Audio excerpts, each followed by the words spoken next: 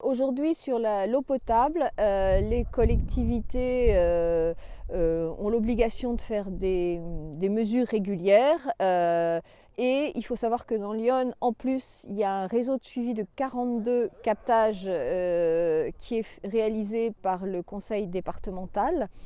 Et donc, avec des suivis mensuels.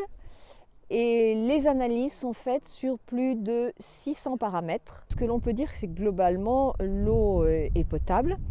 Et ce qu'on peut dire également, c'est que dans tous les territoires où il y a des enjeux de qualité de l'eau et où on arrive à ce qu'il y ait un dialogue constructif entre les agriculteurs et les collectivités, on arrive à mettre en place des actions qui permettent de réduire de façon très significative les risques de transfert des produits phytosanitaires vers l'eau.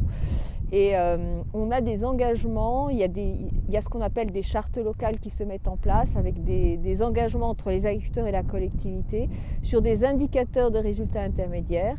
Et l'ordre de grandeur, c'est dans les territoires où il y a des chartes locales, on a plus de 80% des agriculteurs qui s'engagent et qui s'engagent à réduire leur utilisation de certains produits.